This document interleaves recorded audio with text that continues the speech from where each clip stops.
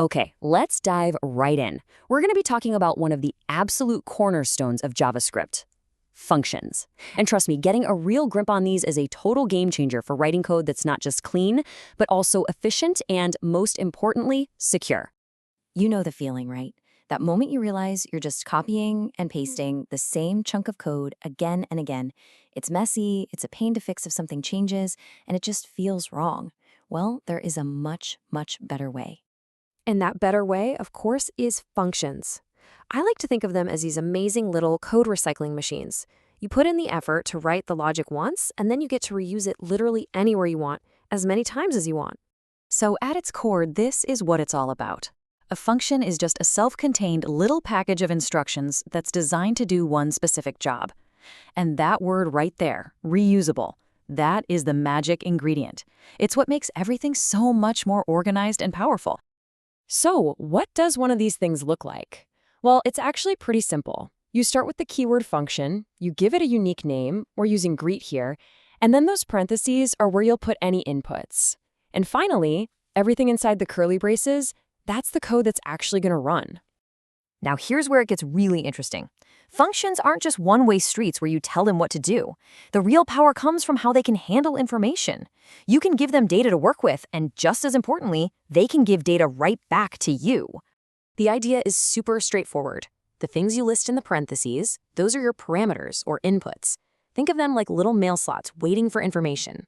And when the function's all done, that return keyword is how it sends a package back out to you. That's your output. And this little chart just lays it all out perfectly. Let's say we have our sum function. We pass on our inputs, the numbers 5 and 7. The function's job is to just add them together. And what does it send back as the output? Yep, the number 12. So simple, so clean, and so incredibly useful. All right, I need you to lean in for this next part because it is absolutely critical. We're talking about scope. This isn't just about organizing your code. It's a huge deal for security. Scope basically sets the rules for where your variables are allowed to be seen and used. It's the golden rule of accessibility. And it really all comes down to two main types, global and local. Think of it like this. A variable in the global scope is like a mailbox on your front lawn. Anyone from anywhere in your code can walk up and mess with it. But a variable in the local scope, that's like a diary locked in a safe inside your room. It's private and it can only be accessed from right there inside that one function. Let's look at a real example. See this global var? It's sitting outside of any function, so it's global. It's on the front lawn.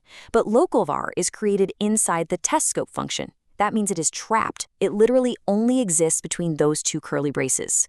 So that leads to the million-dollar question. The test scope function can see its own local variable, and it can see the global one. But what if we're standing way outside in the global scope, and we try to peek inside that locked room and grab local var? Bam! You get a big, fat error.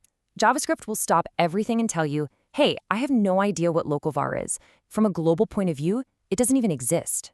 And this boundary, this is a feature, not a bug. It's what protects your variables from being accidentally changed by other parts of your code. And that brings us to maybe one of the most important security tips in all of programming. You want to minimize global variables. Why? Because anything left out on that front lawn can be messed with, either by accident or on purpose. By keeping your variables local, locked away inside functions, you dramatically reduce that risk.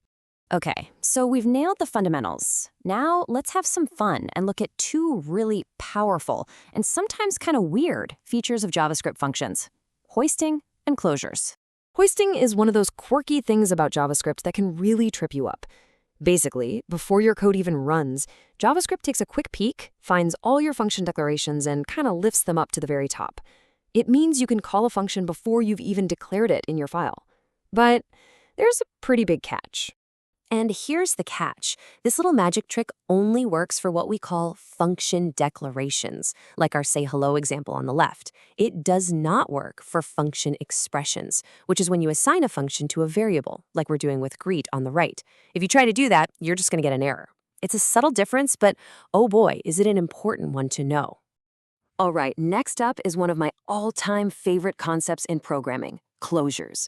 This is where functions seem to develop a memory. A closure is basically a function that remembers and can still access the variables from the environment where it was born, even after that environment is long gone. Let's just walk through this, because this is where the magic really happens.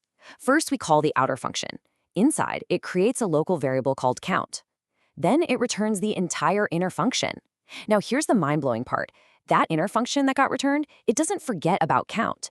It packs it up in a little private backpack that it carries around. So every time we call our new function, it can reach into its own private backpack, find count, and update it. And the proof is right here in the output. The first time we call our little counter function, we get 1. The second time, we get 2. That count variable is still alive, safely tucked away between calls, totally protected from the outside world. That right there is the power of a closure. So, what's the big picture here? What does this all mean for the code you write every day? Let's bring everything we've talked about together and focus on the real takeaway: how to use all this to write way more secure code. So let's just boil it all down to 3 essential rules. Number 1, always, always, always validate user input before you let it into your function. Never trust it. Number 2, like we talked about, keep your variables local. Keep them off the global front lawn. And number 3, use the power of closures to create private, protected data that can't be messed with. And that's really the question I want to leave you with. Now that you understand how scope works, the difference between local and global, and the amazing memory of closures, you have the tools to make your code not just cleaner, but fundamentally safer and more robust. So think about it. How are you going to apply this to whatever you're building next?